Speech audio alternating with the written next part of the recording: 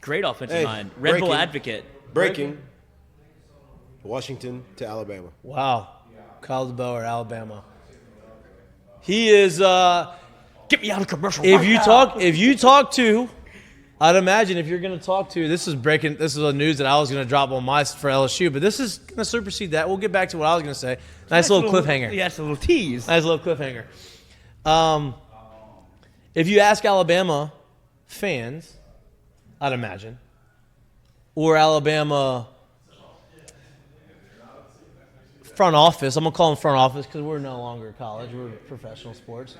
The decision makers of Alabama. If you ask all of these guys, they will tell you probably that Kalen DeBoer was their number one choice. Kalen DeBoer, I'm sorry. You're gonna have to learn this one. Kalen DeBoer. I didn't know his name until this week because I knew DeBoer. I didn't know it was Kalen. Kalen DeBoer. They will tell you, I'd imagine that he was their number one choice. This is who they wanted all along. Hey, all the other stuff was just rumors and smoke screens, or this is what was going. This is what their agents wanted, so they didn't get paid. This is who we wanted. Well, I don't believe that. I think he was probably 4th, 5th on the list. I think other guys have decided to turn that job down. But Kalen DeBoer, what a climb for him. NAIA, very successful in that division, in that league. Moving on up to where was he before? I'll give you his rundown. Yes, please. 97, Sioux Falls. You don't have to go all the way to 97. 98, 99, he was a Washington high school. He was a high school coach. Yep, good job. As an assistant. And then he goes back to Sioux Falls as the OC until from 2000 to 2009. Southern Illinois, Eastern Michigan, Fresno State as an offensive coordinator. Those are all offensive coordinator stops. Indiana OC, Fresno head coach, and now Washington head coach to Alabama head coach. There you go. So his road less traveled. His rise is, methodical, but once he got to Division I and showed his capabilities as an offensive coordinator and offensive mind, he's kind of skyrocketed. And once he got his first head coaching job, it went from head coach to Division I to head coach to big-time Division I to I'm in the national championships to now I'm at the Mecca of college football. Congratulations to Kalen DeBoer, next head coach at Alabama. Boy, he is, to my point earlier, right? And I want to get your thoughts on this, right? To my point that I was making earlier about, look at your friend back. She's about to be shitting all over you. Sorry. Yep. We'll live. Back to my conversation that we had earlier was you talk about Sarkisian being a potential candidate. You talk about you even add Dabo in that being a potential candidate. You can add Mike Norvell being a potential candidate, Lane Kiffin being a potential candidate, and Dan Lanning. All of those were being talked about maybe getting the job at Alabama. You look at what they've done. Florida State historically has recruited really well. Norvell has kind of built that up over the last course of 4 years. Sarkisian, same thing. Texas speaks for itself, can recruit, can build, was in the playoffs. Lane Kiffin has a little bit of baggage to him, but has built Ole Miss into what Ole Miss has never been before consistently, has built that for 4 or 5 years. And it felt like a no-win situation for Lane to go back to Alabama with the way that it ended. And no doubt. Like, he would have been, if there had been any coach that stepped in, as much as a pressure cooker as it already is, if Lane goes there and doesn't succeed, it would be, it's not worth it. Right. So you have those guys. Then you got Dan Lanning, who's done what he's done at Oregon. Big buyout there. Has been super successful, can be super successful, has Nike in his back pocket, bunch of NIL, bunch of opportunity to recruit. My point is all these guys have built up those schools that have the ability to win any year at any time as much as they want because of the resources.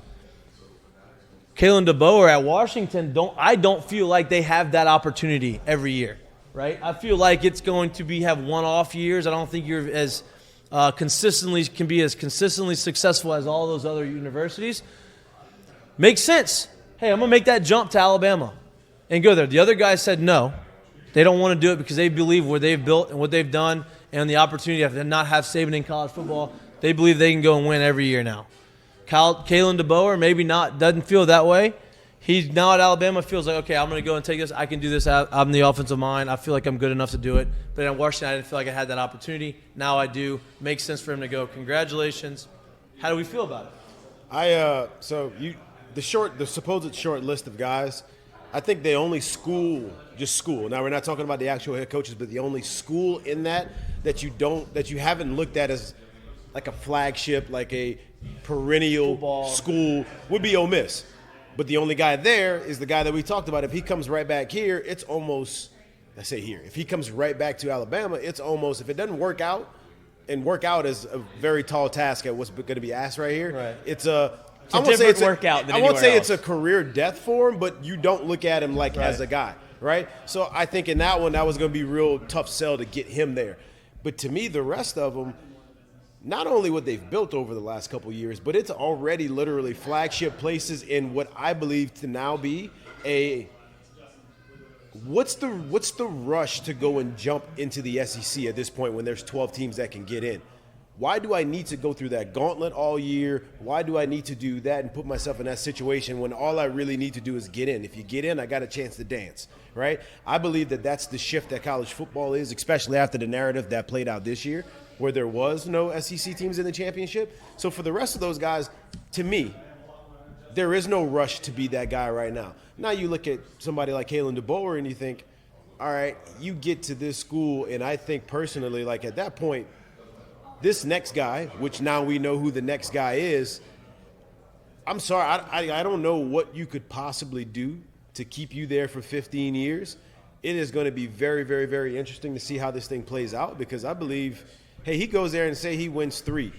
There's going to be, say he's there for 10 years, he wins 3. There's going to no, listen to me. Yeah. There's still going to be those 7 years, unless he's literally runner-up, where that fan base is going to be going nuts and calling for his head because he's not still winning them, because that's what they quote unquote got used to seeing. I right? mean, you're giving him a lot of credit saying national championship. I say if he goes out there and goes 11-2, you know what I mean? Like you're saying national championship. I'm saying I think this is what I think it is. If anybody comes in, anybody in any situation in any school, if they came in and gave you 2 national championships in 10 years, you would be like, God, how long can we keep him here? I think if he's there and wins 2 national championships in 10 years, there's a good possibility, unless that second one's at year 10, he may be gone. That's what I think. That's what I think that place is, and that's what I think that they're chasing there. And look, I'm not disagreeing with you. I think if he wins 2 national championships there, that's unbelievable. Like, I don't even know. No. I'm not saying it's not. I'm saying that that's what the fan base is saying. I know that. But the likelihood of winning national, like it's hard to win a national championship. No doubt. I know you're saying that. I'm just 100%. They are going to have to reset their sights on what the expectations should be. But I know that. No place ever does.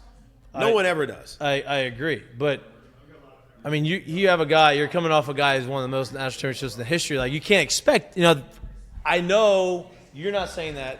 I'm just saying, like, a normal person would say, okay, that's never going to happen again. Ain't too many normal guns. If Kyle DeBoer goes to Kalen DeBoer, just call him Kyle, man. Goes to Alabama and wins 3 national championships, that is a roaring success for Alabama, right? Like that is you're following up a guy who just is the best coach in the history, and you're going to go and you're going to win us multiple national championships too. That's unbelievable. Here's the thing. In the normal Here's the thing, scope. too. Like, I need you to understand what this thing needs to look like, right? Like, so what they've been used to seeing over the last 15 years is what they've seen. We all know what they've seen, right? So not only is that roaring success, but let's just say you're not one of those Final Four teams in these. Say you go there and you win 3 in 12 years, right?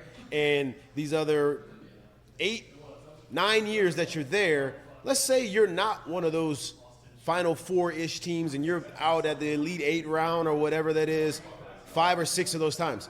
You really think that fan base is going to be like, yeah, he's the one, keep going forward? Well, at some point, that noise is going to get really, really loud there because of what they've seen for so many years there right now. I agree, and especially if somebody else is doing it at a consistent basis and winning kind of with Saban. And I don't think anybody's going to. I know you have Kirby, but I don't think anybody's going to do that.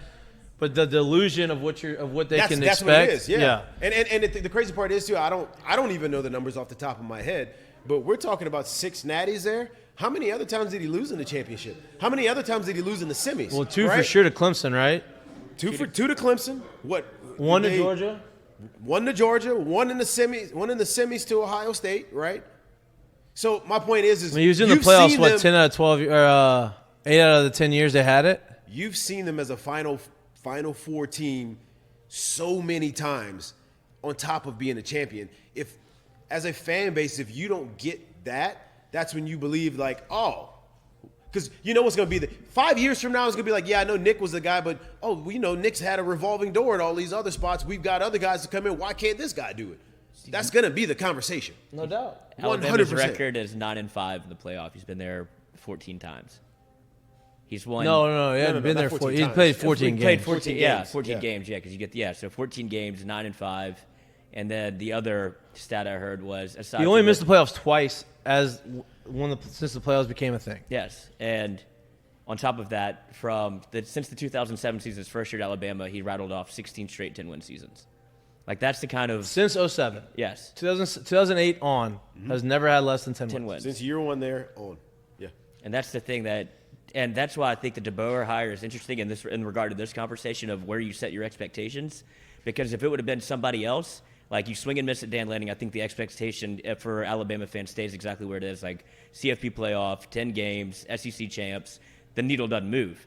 Whenever you start going more and more down the list, like that's where I thought that there was a chance Alabama would have kind of preempted the expectations and gone with a different hire, like not a big name. But I guess if you can go get a DeBoer and you think that's your guy, Because you can't bring in a not well, a big I know, name but after he's walking into a, like Jared laid out, a situation where it almost feels like a no-win, regardless of what you do. If you win 3 national championships, that's still Which might not is be enough. unbelievable. Right. That's